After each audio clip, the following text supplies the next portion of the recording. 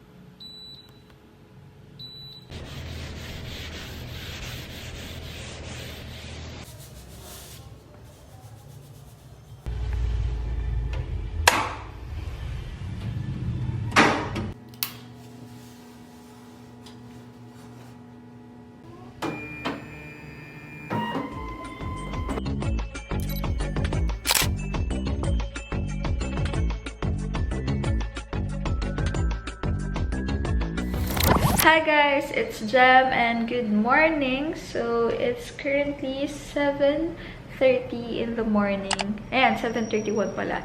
And kakatapos ko lang gawin yung typical routine ng radtech or my work routine as a radtech, lalo na kapag morning duty. Kasi mag-isa lang ako duty ngayon since it's Sunday.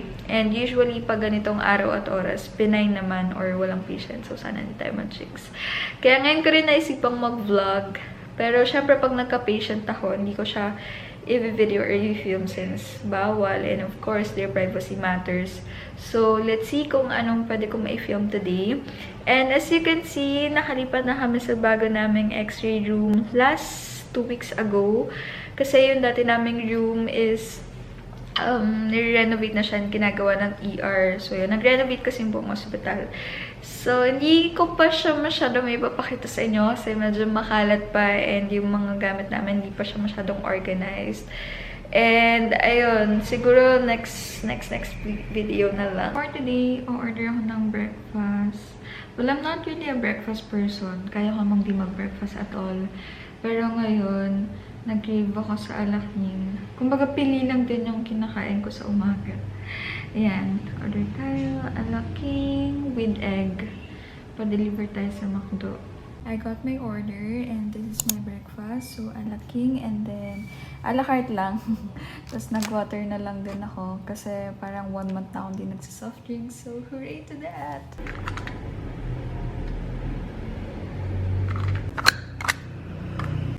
Bakit daw po sila ipapa-x-ray? Ma'am, ang plaka natin sa photo paper na po, ha? Ha? Yung plaka po natin sa photo paper na. Hindi na siya sa film. Ah, hindi na. Opo. Pero may papel naman, di ba, na Opo. baka sulat na. Opo. Ito po. Bayad po sa may pharmacy. Ayan, sakto. Kakatapos ko lang mag-breakfast and then may patient na agad for x-ray. Mukhang nabati yung duty natin, guys, ha? So, habang nagbabayad yung patient, i-enter na muna natin yung patient details dito para mamaya diretso x-ray na. Wait, I'll show you guys. Ito guys, pag mag-enter tayo ng patient details, yan, like family name, given name, and all the other important details. Tapos, dito, makiklik ka ng body part kung ano yung nasa required examination. Like, for example, chest. So, yan, pili ka ng viewer projection, like chest PA, tapos isa-start mo lang.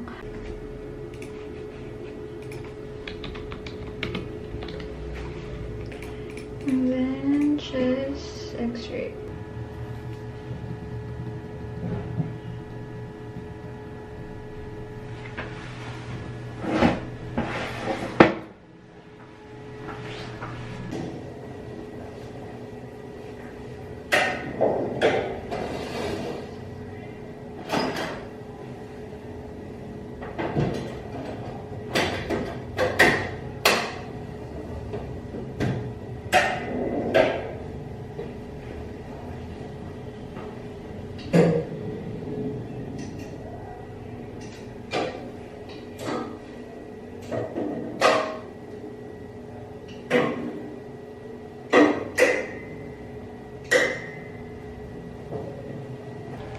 Ma'am, hingang malalim.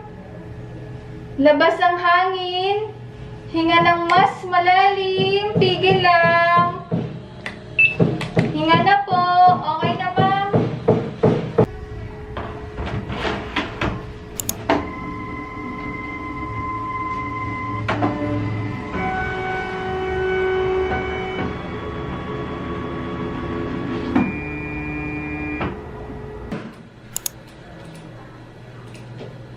Yung gamit namin ngayon, ito, CR or Computer Radiography. Tapos, sa dati naming X-ray room, manual processing pa kami doon. Like, may dark room, desaw-saw ng films, ganyan.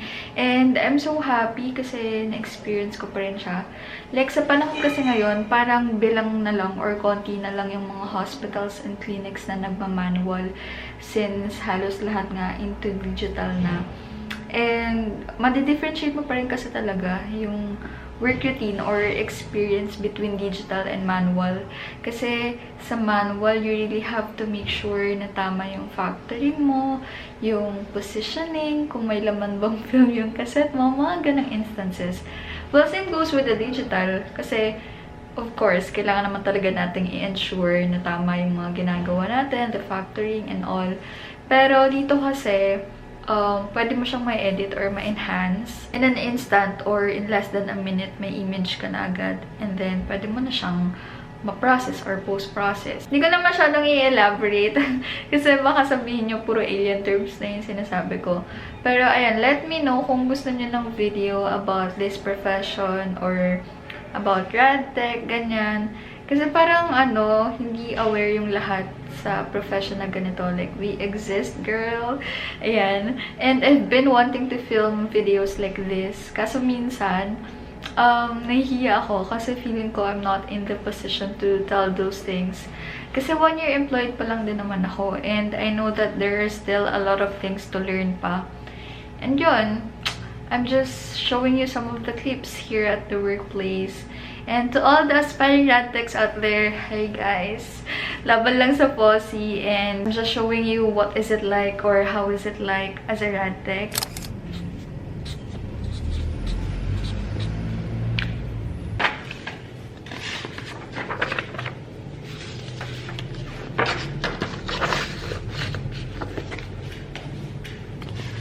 Akit ako sa taas sa may ward para maghatid nitong X-ray result ng inpatient. Morning, ma'am. Pa-receive lang po. Thank you. I bought a cup of fruits for early lunch. Kiwi.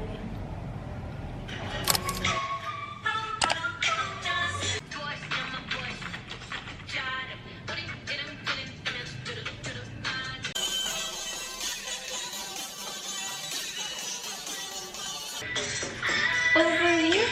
Only here?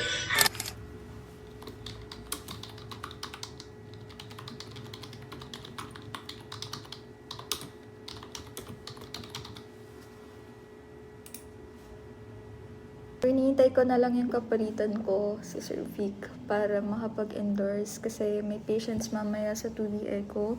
And yun, para makauwi na rin.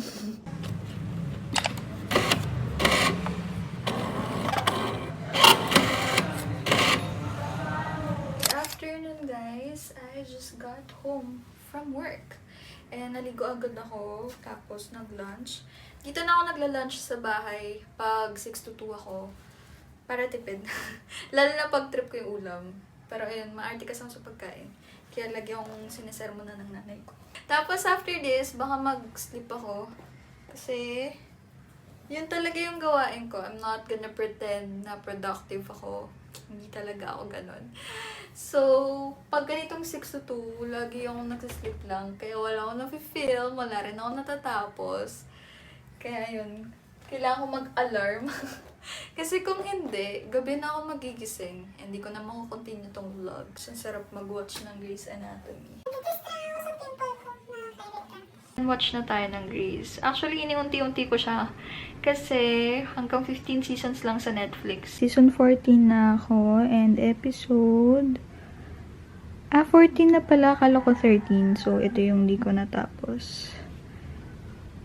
And she's being supervised by our chief of cardio. Are you a doctor? No, malpractice attorney. Lago. Oh, there goes the ear.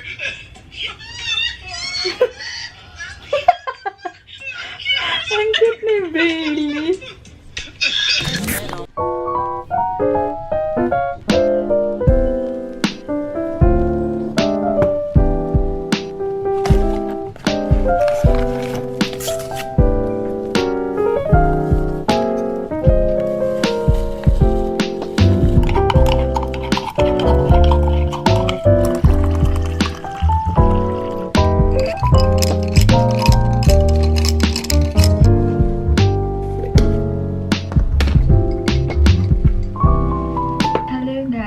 Good afternoon!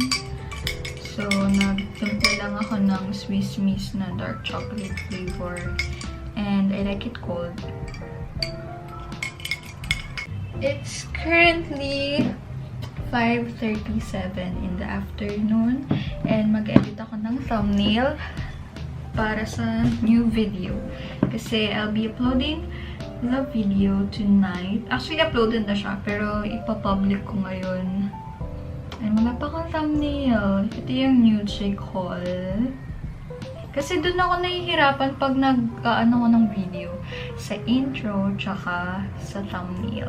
So, baka sabihin nyo, easy peasy na lang siya. Hindi guys, sobrang nagsistruggle ako. Kaya yun din yung factor bakit ang tagal-tagal kong mag-edit ng video. Dapat may intro muna ako or meron akong naiisip na style na gagawin para continuous yung editing process.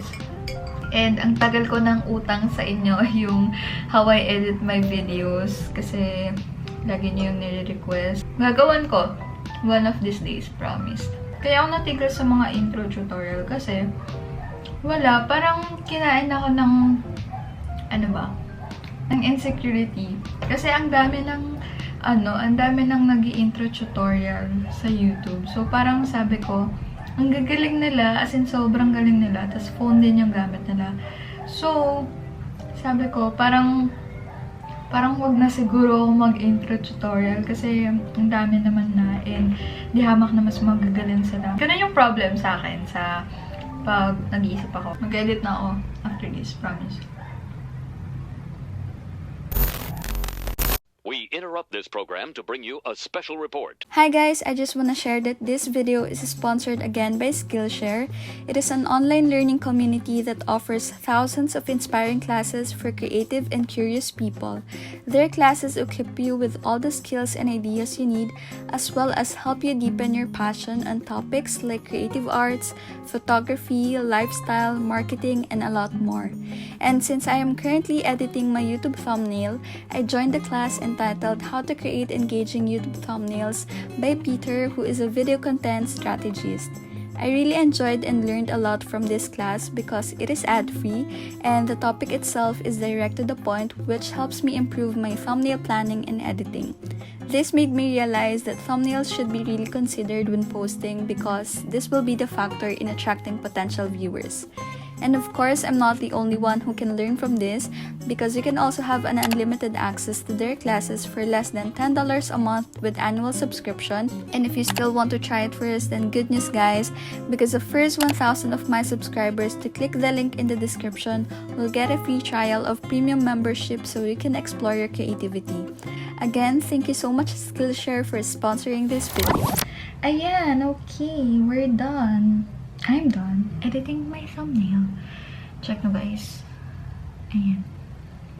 There, new check haul. Oh, sino ka naman dyan, girl?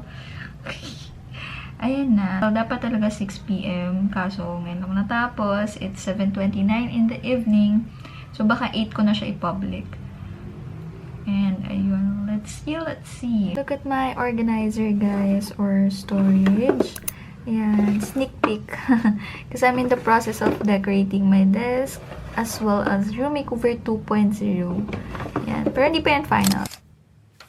Baby, you could keep me going, 'cause you've been everywhere. Let me take up all the love you're showing. I need it more than air. And you know that I've been suffocating. You could be the one to help. But my issue. That's it for today, guys. Thank you so much sa pagsama sa akin sa araw na ito. And hope you all like this video. And good. Hinanap ko yung off. Good night. See something to open my eyes. Don't wanna be the only one with the house key. Have something I'm proud of. I wish we were living in my dreams, 'cause in another world